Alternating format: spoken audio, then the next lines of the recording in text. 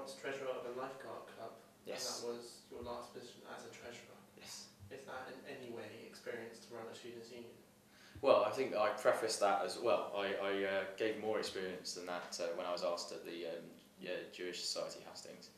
I think that that charity, which was a very effective charity with several very, very valuable pieces of capital in the form of boats, in the form of staff, all the beer volunteers, and we were the biggest lifeguard group in Windsor, still are. And I think that's absolutely a valuable experience, as was the second piece that I was talking about, the Jewish Society, which was my experience with big business in Harrods. You talked a lot about how you're going to spend money for the union, but how you're going to raise it in difficult economic times. Yeah, I mean, this is the key question, and this is what I've thought about and why I want people to look at the substance of the policies. Now, this is about short-term and long-term. Short-term expenditure, which will come out of the reserves, which will be made back through an increase in efficiency, through staff, trained staff, managerial staff, doing the jobs that sabbaticals are currently doing badly, but also because unlike ever before, and like most other unions, we will have one manager dedicated to marketing and sponsorship and bringing investment into this union. How is hiring new staff going to raise any money for the union? Well, I just said, marketing staff will go and trawl the private sector for investment, as other unions do. And this is going to be far more attractive for investors once we have a union that relates to its constituents more effectively than it does now, and it doesn't, because we don't have the staff. Everywhere's struggling with advertising and with commercial sponsorship, so is this really the best time to hire someone going into an industry that's notoriously difficult at the moment to get any money out of? I think that this is the best time because we cannot wait any longer. This union is continually in decline with regards to representation of students and how effectively we lobby the school. We've not got the structure. We simply do not have the structure to represent students adequately and provide services adequately. And we need the managerial staff to do that, like every other union in the country.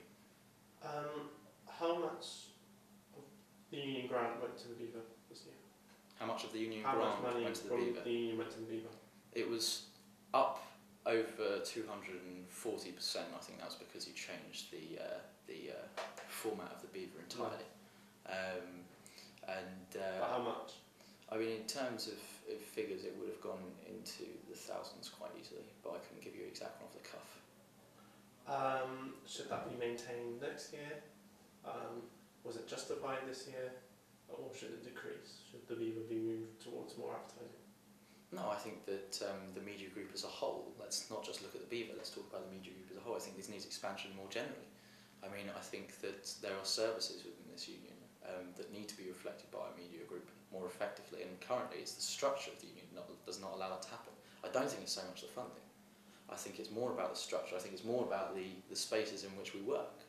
Well, speaking about that, News TV is currently stuck in a desk in the corner of what's not even an office, it's a corridor. So what are you going to do to actually improve the chance of News TV to make television and have the space to do that? Yeah, I mean, I said only a few weeks ago to the sabbatical team when they moved down to the hub, which I suppose it's temporarily being called, I said to them, what's happening with your offices? And they said, well, it's currently being used for storage. And I said, well, as treasurer, my office will go straight to the media group. And that includes, you know, for the Beaver and Pulse and Loose to negotiate amongst themselves about how that space in particular is used. I wouldn't have any jurisdiction over the General Secretary's office, of course.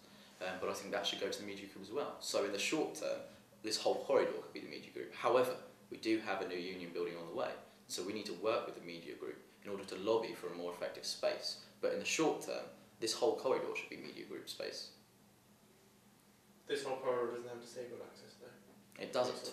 It doesn't. But I mean, at the moment, we've also got a situation where this whole building is pretty much a disabled, access minefield. I mean, we have a disabled toilet on the 3rd floor with no disabled access, or barely any. I mean, you have to go all the way around the old building to even get to it. It's mind-boggling. This is a long-term problem.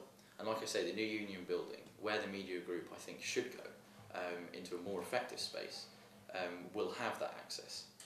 The treasurer role is not a particularly sexy role, it's quite dull. How are you going to cope with being outside of the limelight?